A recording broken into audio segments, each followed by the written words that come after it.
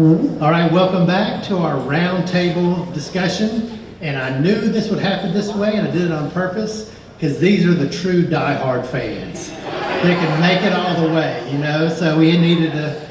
It was a normally it'd be an ill-timed break, but we'll get used to we'll get rid of the people that can't hang. You know, we'll have this great thing, so that'll be good. So yeah, so we have our speakers from this afternoon. So we're going to have a brief question, which I'll ask them, and then we'll see where the conversation goes. But very soon thereafter, we'll open it up for questions. And so if there's anything from this afternoon's lectures or any other question that you thought of, we'll be able to get to those as well. So that'll be good. And so technically, the question for our roundtable discussion, and by the way, for the introductions, we had those before with Harold Yeoman, Sam Cavell, Ron Chapman, who spoke earlier, and they graciously agreed to come back and give their expertise. And so the question is the battle the most important event in New Orleans history? And the reason I'm asking that is because, of course, it gets at the core of the symposium over the years about the importance of the battle. But I had my academic feelings hurt over this last year, so I have a little chip on my shoulder, because obviously you know what I think the answer is. So with the tricentennial of New Orleans, you know, the 300th anniversary, they had all kind of historical lectures and other things to celebrate that. So I just knew that the battle, which I kind of felt was the most important event in New Orleans history, would be celebrated greatly. So I look forward to that. They had huge numbers of lectures on all different kind of topics. And I might have missed it, even though I was looking hard, I didn't see any on the battle. And then the Times-Picayune had a series of 300 kind of historical articles on the top 300 events in New Orleans history. So I said, we're good, no problem at all. I looked, and maybe way, way, way down in the 200s, there was a tiny article on the Battle of New Orleans, so that was good, which might have had 2 or 3 sentences of historical text on it. So that wasn't, I was a little disappointed about it. There's still hope. So then I scanned through. Much earlier, there actually were 2 other articles that referenced the Battle of New Orleans. So I thought it's good. There was one, the quote was, the headline was pretty much, the other Battle of New Orleans, which was actually fought in Kenner. So it's like, great. Look a little bit further, that actually referenced a boxing match in 1870 between 2 Brits that was billed as the first heavyweight championship prize fight. So then I had just a little bit of hope when I found the second battle. By the way, both of these second articles had much more historical explanation than the first one. But the second Battle of New Orleans turned out to be a zoning fight about the elevated interstate through the French Quarter. All right, so that got a lot of things. And even, so as a St. Bernard partisan, I was a little irritated, even with the fact, of course, that as we saw earlier, that the Battle of New Orleans did take place in New Orleans at the time and only switched to St. Bernard after that. So I've kind of, you know, I don't want to give my opinion on any of the answer to the question. I don't want you to be able to figure that out. But so I wanted to, with that preface, I wanted to get, so my feelings wouldn't be hurt anymore, to talk to the experts. And so we have a good representative of Mr. Chapman, who represents St. Bernard, Dr. Cavell, who represents the North Shore, and Mr. Yeomans, who represents everywhere else. And I apologize now, we do not have anybody that represents New Orleans, because I didn't want them to feel uncomfortable. All right, and so now I'll say that is the battle the most important event in New Orleans history? Mr. Chapman. Your opening remarks weren't meant to prejudice our responses, were they? I always look at the Battle of Rowan. Can you hear me? I kind of see it, I think of the Roman god Janus. It has 2 faces. And that's how I kind of think of the Battle of New Orleans, its relation to New Orleans itself. Because New Orleans, you figure the Spanish takeover was obviously of historic significance. The fires of 1788, 94, which burned the entire city, historic significance. Louisiana Purchase, statehood, of course, the Battle of New Orleans. You got the Civil War, and you got Huey Long. So New Orleans has some very big events. The reason I mentioned Janus is because I think it would have raised a higher value in New Orleans itself had the British won, because then they would have really felt the impact of it. But because the sacrifices went down here, it was a splendid victory. From New Orleans' perspective, they look at the things that most affected them, and this really didn't affect them that much because they weren't affected by it. It was a victory. Had Thornton accomplished taking Algiers Point and bomb-boarded the city, they may feel differently about this. But that's basically how I view it. I think it's incredibly important, not only for New Orleans history and St. Bernard history, but for American history because of the potential consequences. But because that side of the equation didn't happen, you're stuck with the fact of what ifs. Mr. Yeomans? History is the predicate of the future. You can look at New Orleans and say that the most important event in New Orleans is the melting of the ice sheet in the Pleistocene era, which created the Mississippi River. If you deny the influence of the Mississippi on the city of New Orleans, you deny history. However, history is what we collectively make it. And if we think that New Orleans exists in a certain geographic area, and if we think that each event which precedes another changes the following event, then the battle becomes more significant than perhaps a fire. The battle becomes more significant than the elevation of I-10 through the center of town. The battle becomes more significant than almost anything that happened after, because the battle sets the trend line, and we all live on that trend line as we go forward in history. I don't think I've answered the question, but if I had to say yes or no, I would say maybe.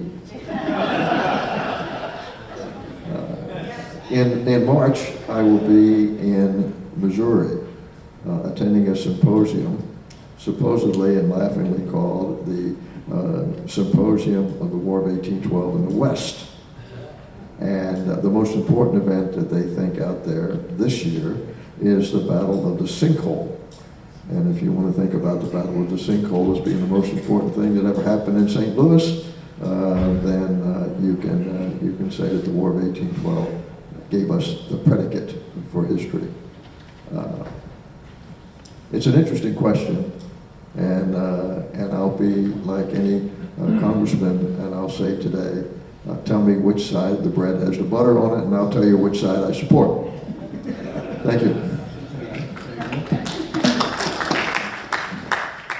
Okay, so I was going to talk about the founding of New Orleans, but I'm not now, based on not wanting to upset Curtis. But I do think the Battle of New Orleans is critically important, not just as to New Orleanians and to this area, but to the whole War of 1812.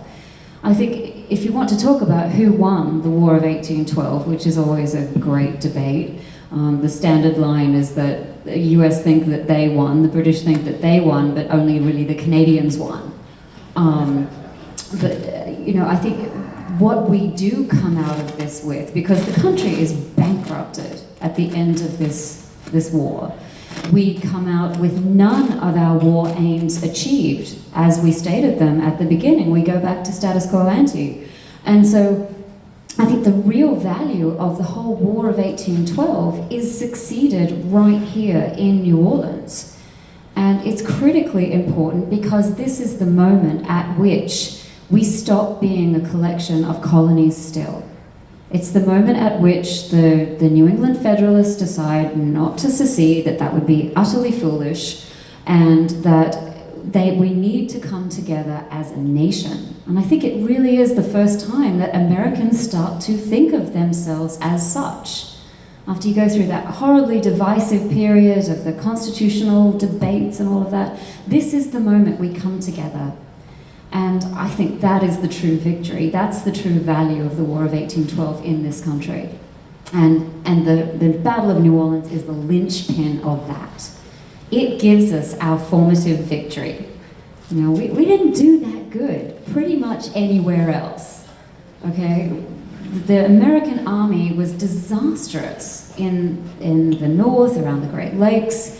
They had a couple of little, victories here and there. The Navy did pretty well, at least in the first year of the war. After that, they're bottled up and they're totally ineffective. So this victory is really important, and it really bugs me. I've spent the last 6 years of my career going to conferences and arguing for the fact that the Battle of New Orleans really does matter, because a lot of people love to stick with the party line, that it happened after the peace was declared, so it doesn't matter, and that's just utterly, utterly wrong. And none of us here think that, but I do. I think it is a critically important moment, not just for here, but for the whole country. Is that what you want to say? Yep, perfect. Do y'all want to add anything? Well, I'm actually building on what Sam said, which is true. It welded the country together. But an interesting sidelight to that was it welded New Orleans together. Because New Orleans, when the British came here, their intention was to separate the Spanish and the French and drive away. So they sent out pamphlets saying, we're not attacking you, we're only attacking the Americans. I think that's what the Earl of Bathurst letters was telling them, that if the French Creoles and the Spanish Creoles decide to separate, encourage it, if you possibly can. So Jackson welded them together as an effective fighting force, number one, which I think made them think of themselves as Americans. And the other thing, if you sit down and look at it, I was just thinking of it as you were talking, is that Louisiana statehood, we were the first state outside of the original property that was established under the Treaty of Paris in 1783. So the idea of Louisiana coming in was a problem for a lot of places. Massachusetts was talking about secession. And not only because we were the first coming in, because they asked the question, where is this going to end? How many states are going to be in the Union? How big is this going to get? Actually to the Arctic Circle and halfway across the Pacific, but they didn't anticipate that. But that, coupled with also the fact that we were French, we were Spanish, we didn't speak the language, had no tradition of democracy. I mean, it's a whole list of problems they had, but after the Battle of New Orleans and the War of 1812, we're fully accepted in. And the idea of other states joining the Union is not a problem anymore. So that's an interesting perspective as to what impact did the Battle of New Orleans have on our psyche as being a nation. And just to add to that too, I think Admiral Cochrane, the man who's in charge of the whole North America station, he takes control in about April of 1814. So he's there for the burning of Washington and Baltimore and down here. He is really responsible for much of this because he's the one who tries the strategy down here of encouraging enslaved people to run away and join the British fight. But he is barking up the wrong tree in New Orleans. What actually draws a lot of the New Orleans people together of all different colors and stripes, from Spanish and French and English and Island Isleños and all sorts of other places, is the fact that they are of a slave-holding community, and that is where the money is. And I think that is actually one of the things that draws New Orleanians together for this battle. So Cochrane, with his ideas of freedom for the enslaved people, is really helping the local population to band together, perhaps for the very wrong reasons, but nonetheless they do.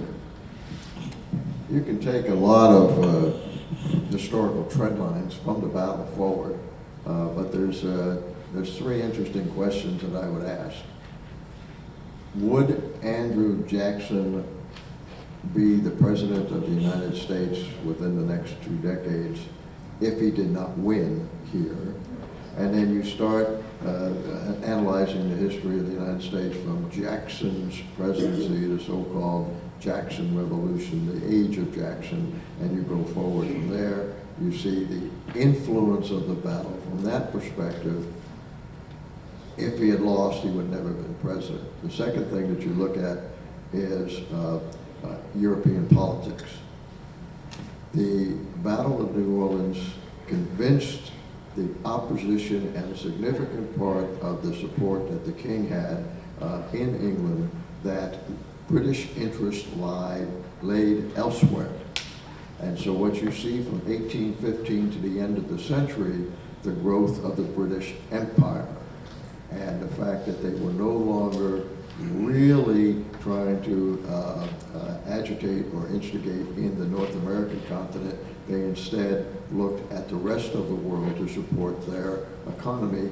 And so did the battle influence world history by changing the attitude of the British? And the answer is probably yes. The third thing that you look at is the social aspects in the United States.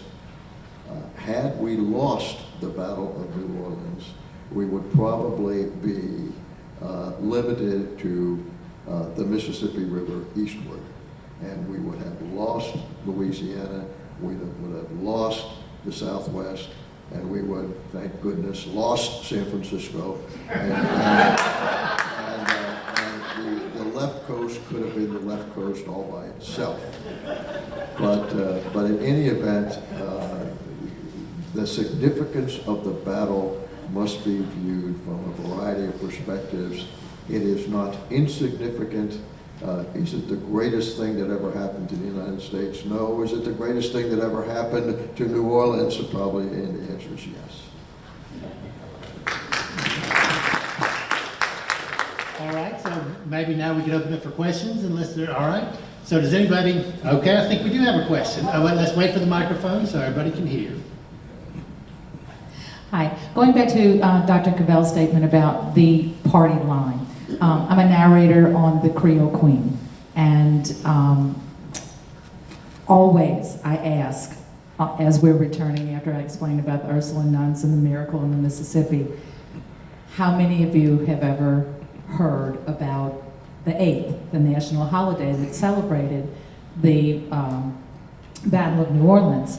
And of course, no one ever has. It ended in 1861. And then I start with, our school children are taught this simple statement. The Battle of New Orleans happened after the peace treaty was signed and the war was over, so it didn't need to happen. And then I go on to explain why that is untrue. My question is, when did the Battle of New Orleans get thrown into the dustbin of history? Was it indeed after the Civil War, which was my understanding and what I say on the boat, but I want to make sure that I'm fairly close to accurate. When did the Battle of New Orleans get thrown away and made inconsequential? My understanding is after the Civil War, the victor gets to write the history, and they wrote it out because it was a southern state. Is that even remotely accurate? I hope so, because I've told that to a lot of people. So I'll answer that. The lesson is, as long as you say it very confidently, it becomes true history. I actually can speak to that from a British perspective in terms of British history that's been written. James, when he's writing his history of the naval war, it writes it out almost immediately. He is writing in the 1820s and earlier than that. It is already a non-event, at least as far as the British are concerned. Because of course, Napoleon's back by March of 1815, and so their attentions immediately revert back to Europe. But yeah, almost immediately from a British perspective. What about the American perspective? As I understand, I've been told from the American perspective, it's pretty widely celebrated up until the beginning of the Civil War. And that's when they stopped. And then it's just one of those things that lost its momentum, as I appreciate it, just never really picked up again. And referencing the fact that it was fought after the treaty was signed, the war was over, that distresses me too, because as late as recently with the celebration for the bicentennial, I turned on the radio as a local radio guy spouting the same thing. I'm thinking, my God, if the local broadcasters can't get the story straight, what hope is there? I mean, that goes back to what you were saying earlier in your presentation. You know, that you get these views that permeate people's thoughts, and they kind of get rooted in, they're believed it's true and they're not. You know, and that's one of the problems we have. I concur with Dr. Chapman. The celebrations here occurred just about up to the Civil War, and that coincided with the life of the veterans. We find that as the veterans began to disappear, the interest in going down to the parade disappeared. But I would add one other factor to the demise on the American side, and that was, God bless you people, you were all rebels. And because you were in Louisiana and Louisiana succeeded, the hell with you. And come back to, I'm not getting very much response here. Come back into the Union. We're not going to forget in New Jersey, in Pennsylvania, in Ohio, in Massachusetts, that you guys wanted out and we took you back in. So you're second-class citizens to begin with, and any battles you want to survive, any battles that you want to celebrate, you celebrate them. But look at what's happening today. The Confederate memorials are coming down. Political correctness is rising. You better hold on to the 1815 battle. You better hold on to it, because the rest of the nation doesn't know New Orleans. All they know is Katrina. That's all they know about New Orleans. So keep your history alive.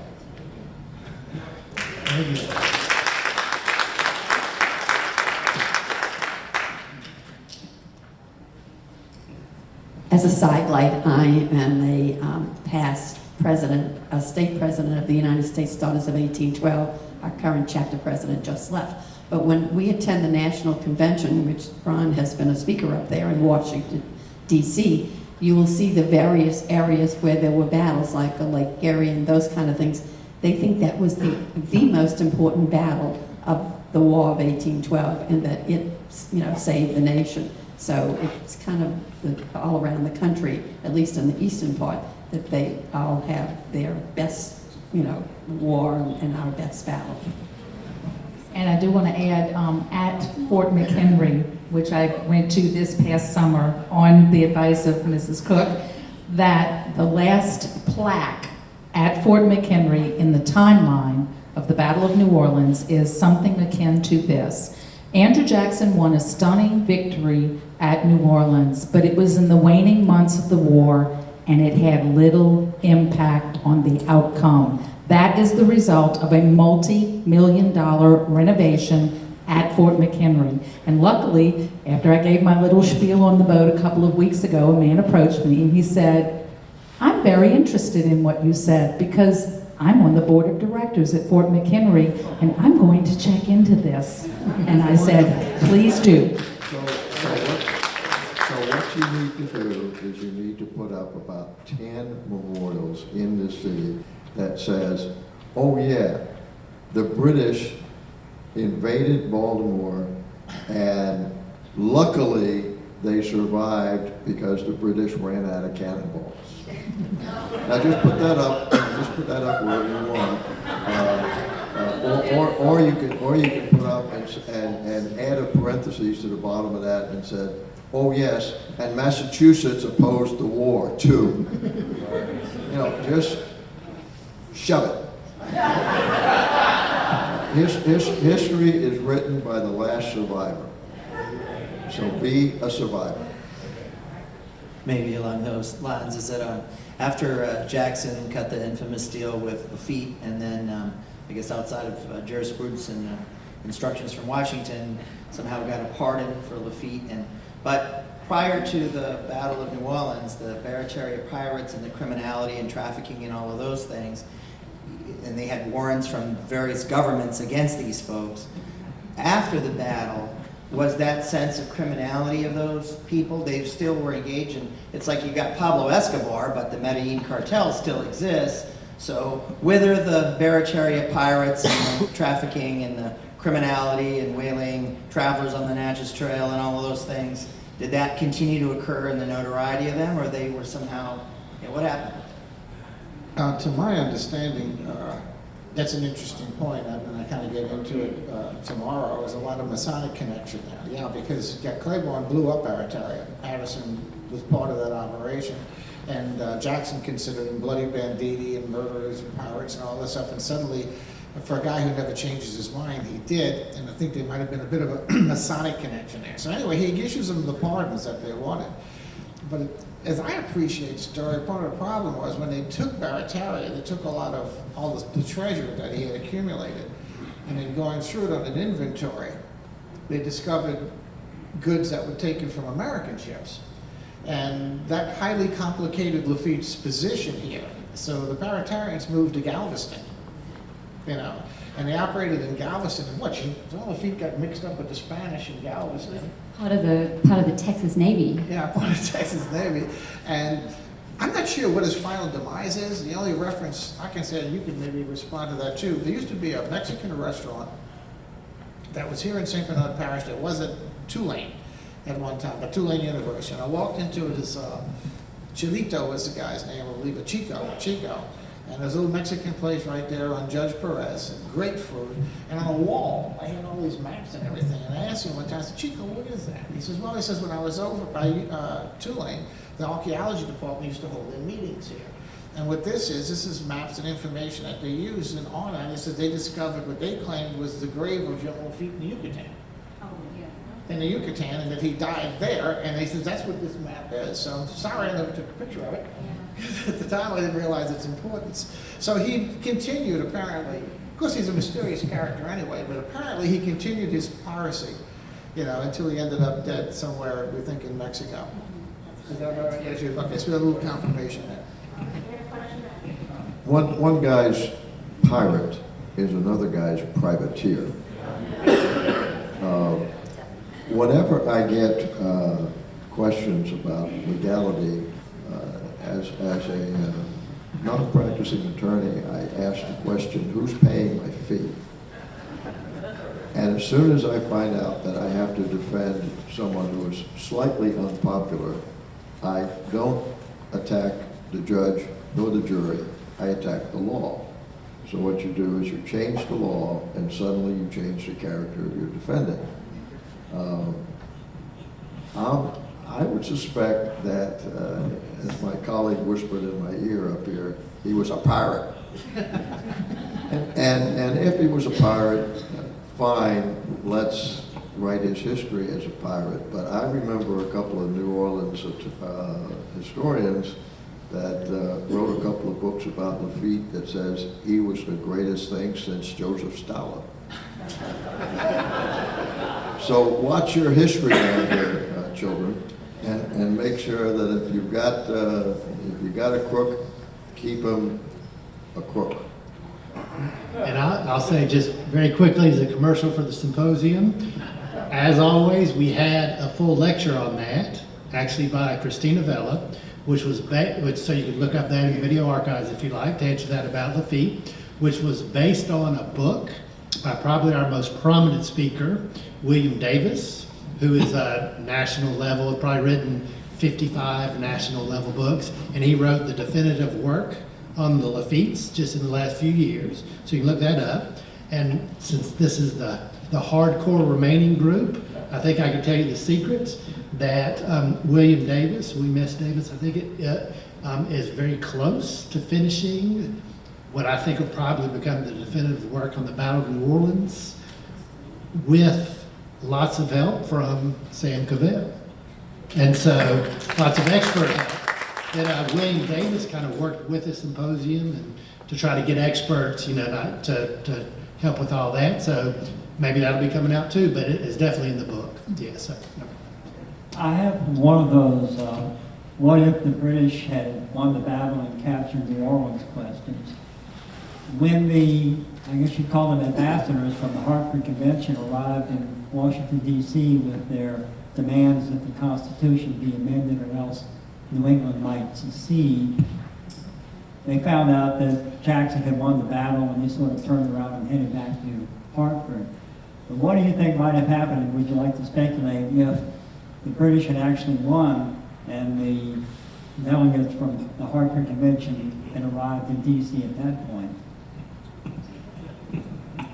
Okay, so a couple of things. I think had the British won, it's pretty clear from all of the orders that are coming down, especially from Bathurst, the Secretary for War and the Colonies, that the intention is not for the British to grab New Orleans. They have no interest in keeping a colony of New Orleans. Their orders are, and Ron covered this in his lecture, their orders were to secure a position at the mouth of the Mississippi, and from there to go throughout the territory and essentially survey the people and see their interest in returning to the governance of Spain.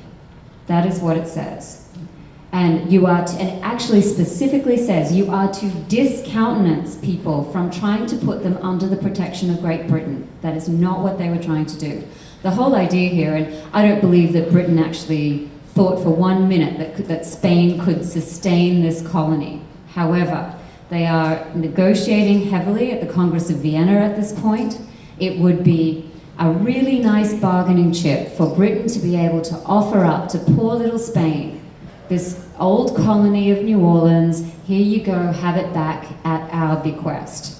It is purely a pawn move. Now, as far as the Hartford Convention goes, the secessionist faction within the Hartford Convention was very small. And really only the radicals, the super radicals, were the ones calling for secession. Most of the Hartford Convention is about much more pragmatic sort of dealings in terms of trade allowances and how they're going to be protected by the Navy and what they should be allowed to do to operate their businesses. So I don't think secession would have actually gone through because I don't think most Federalists from the Hartford actually supported it. But that's the opinion of me, one person. Well, as you touched on something there, and the fact is that when Napoleon got Louisiana from Spain through the Treaty of San Ildefonso, they promised two things. One, they would give Spain Tuscany, and they would also, if they ever got rid of Louisiana, return it to Spain. Napoleon didn't do either. He transferred it to the United States, and he never gave them Tuscany. So in essence, Louisiana was stolen property. And some, I believe, if I'm not mistaken, in Great Britain saw it that way. And they saw that the treaties were not only illegitimate because they didn't accept, as I understand, Napoleon's construct of the world, but it was also a violation. So giving Louisiana back to Spain was completely legal. It wasn't any kind of a broach that I can say. It achieved a couple of war aims for Britain. First of all, it gives a nod to their now ally, Spain. It's going to humiliate the US government, which is certainly on the cards. I mean, they are furious at the US declaring war on Britain at her greatest moment of need. She is fighting an existential war against Napoleon Bonaparte. And these upstart Americans have the audacity to declare war on us. I mean, that's the attitude that they're coming to this with. So if they can slap us down a notch in the process of making peace, then all the better. And it could temporarily, at least, bust up the Louisiana Purchase and the possibility of westward expansion, at least slow it down. And that's a concern for Britain too, because while Napoleon didn't really have much of a vision of what the US could become, there are a lot of British commentators who did. And what they're worried about is the size of the United States and the fact that it can use its size and its natural resources to become a very serious competitor in terms of the marketplace in the future. So if we can stop the westward expansion of the United States, cut down their territorial allowances a little bit, then that's all the better for Britain as well. The characterization of the Hartford Convention as a radical body has thoroughly been debunked, at least at this table.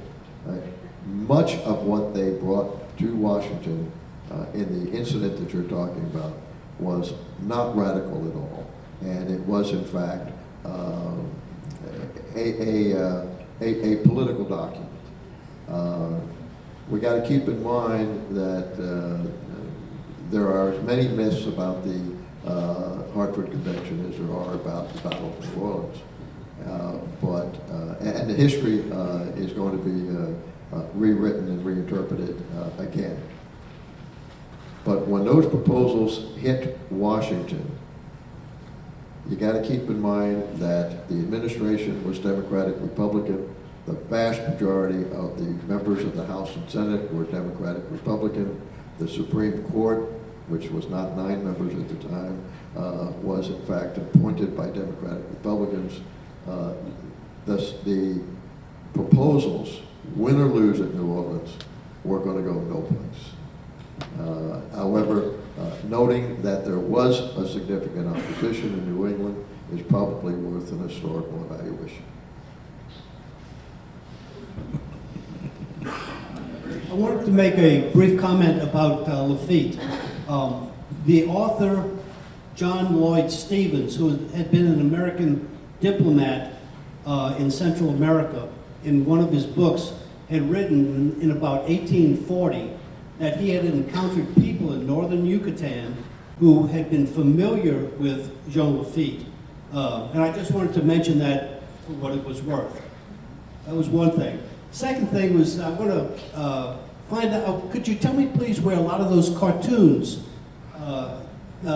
were located? And the third thing I wanted to ask is, triple header.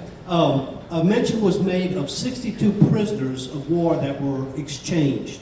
Are those do we know the names of those individuals?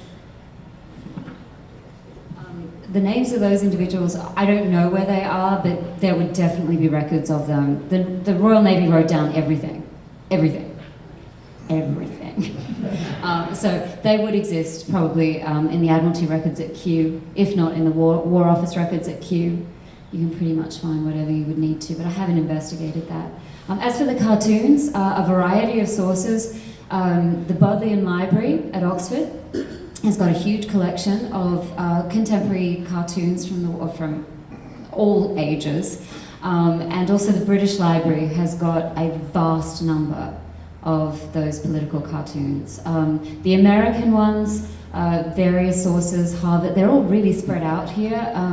Harvard libraries have got a few, the Yale library's got some. Most of them have copies though at the Library of Congress.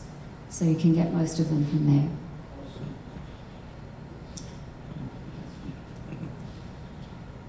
Napoleon escaped from Elba in February of 1815. Did this have any impact on General Lambert's withdrawal or retreat from New Orleans? I don't believe so. It took news about a minimum of 3 weeks to travel across the Atlantic and actually get to a destination. No, what ultimately, because Cochrane is not there, like during that recapture of Fort Boyer, he's already left. He's headed up to Nova Scotia, and Halifax, which is the main depot, the main headquarters for the Royal Navy on the North America Station. He's left Admiral Malcolm in charge, Pulteney Malcolm. And Malcolm is overseeing what's going on under the Army operation at Fort Boyer, and he is very lethargically reorganizing his fleet for this takeover of Mobile, this rearrival at Mobile.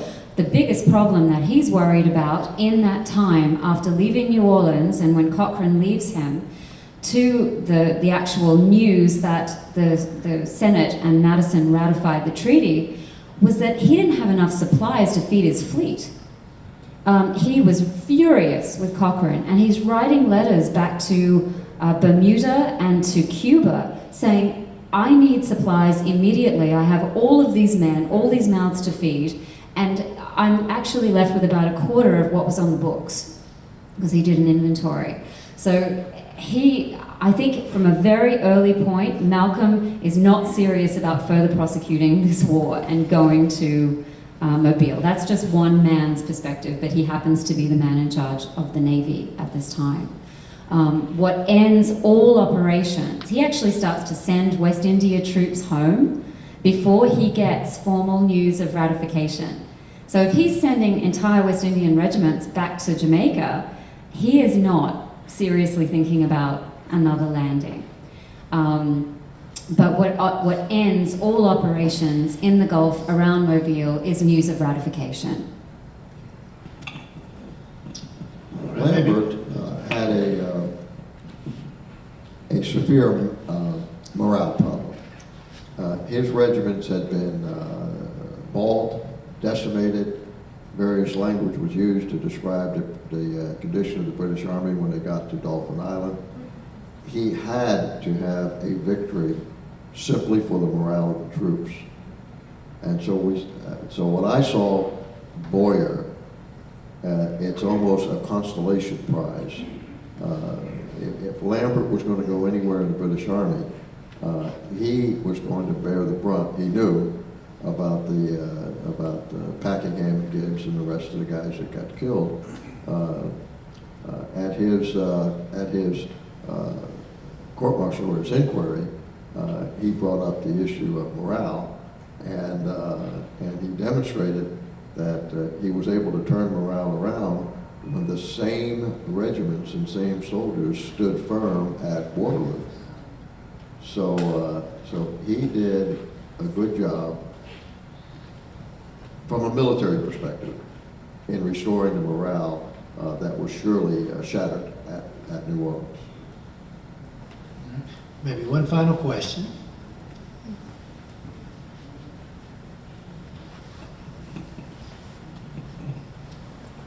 Just a brief question. What would be a better name for the War of 1812?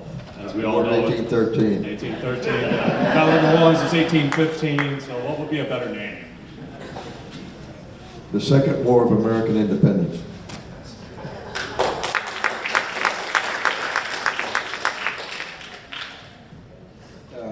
Wasn't it Franklin said that after the American Revolution, we won this war, it'll take another one to secure what we've won in this one, so maybe that's the reference point. All right. I don't know, maybe you talk about the British-American War or the American-British War. I don't know. I mean, that's a good question. That's a fun question to think about. That's a very uncreative answer for you, but I'll think about it better next time. All right, let's have a hand for our speaker.